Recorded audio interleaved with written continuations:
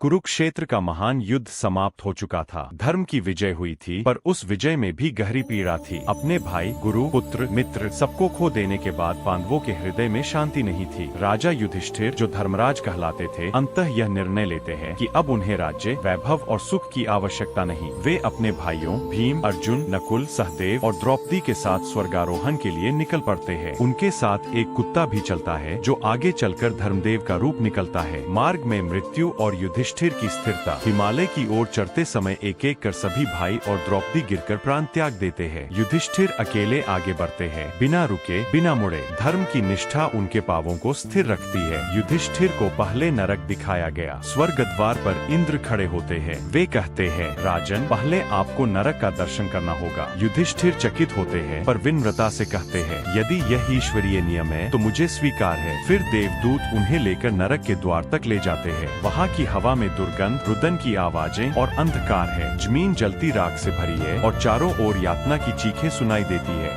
युधिष्ठिर का विस्मय। नरक में प्रवेश करते ही युधिष्ठिर एक अद्भुत दृश्य देखते हैं। वहाँ दुर्योधन, शकुनी, जयद्रथ जैसे उनके शत्रु सुखपूर्वक बैठे हैं, सुनहरी सिंहासनों पर स्वर्गिक वायु का आनंद लेते हुए। और दूसरी ओर वे देखते हैं भीम, अर्जुन, नकुल, सहदेव, द्रौपदी और उनके अन्य प्रियजन भयंकर पीड़ा में तड़प रहे हैं। युधिष्ठिर के हृदय में वेदना उठती है। यह कैसा न्याय है? जो अधर्मी थे वे सुख में और जो धर्मनिष्ठ थे वे कष्ट में। धर्म की अंतिम परीक्षा। इंद्र उनसे कहते हैं, राजन, आप चाहे तो अपने स्वर्ग में जा सकते हैं या इन दुखी आत्माओं के साथ रह सकते हैं। अब यह युधिष्ठिर की सबसे बड़ी परीक्षा थी। वे क्षण भर मौन रहे, फिर बोले, यदि मेरे प्रियजनों को नरक भोगना है तो मैं भी वही रहूंगा। जहाँ मेरे बंधु नहीं, वहाँ स्वर्ग भी मुझे स्वीकार्य नहीं। उनकी यह करुणा, यह त्याग धर्म का सच्चा स्वरूप बन जाती है। युधिष्ठिर का धर्म विजय। जैसे ही वे यह कहते हैं, पूरा दृश्य बदल जाता है। नरक का अंधकार मिट जाता है। वही पीड़ित आत्माएं प्रकाश से भर उठती है। चारों ओर देव गंधर्व प्रकट हो जाते हैं। इंद्र मुस्कुराकर कहते हैं, राजन, यह सब एक परीक्षा थी। आपने धर्म को मोह से ऊपर रखा, इसीलिए अब आप सच्चे अर्थों में स्वर्ग के अधिकारी हैं। स्वर्ग प्राप्ति। इसके बाद युधिष्ठिर स्वर्ग में प्रवेश करते हैं, जहाँ वे अपने सभी भाइयों, द्रौपदी, भीष्म, द्रोण और अन्य आत्माओं से पुनः मिलते हैं। अब वहाँ कोई वैर नहीं, कोई भेद नहीं, केवल शांति, प्रकाश और ईश्वर का सानिध्य है। कहानी का सार। सच्चा धर्म वही है जो न्याय और करुणा के साथ खड़ा रहे, और स्वर्ग वही है जहाँ मनुष्य अपना अहंकार छोड़ दे। ऐसी और कहानी के लिए सब्सक्राइब करें।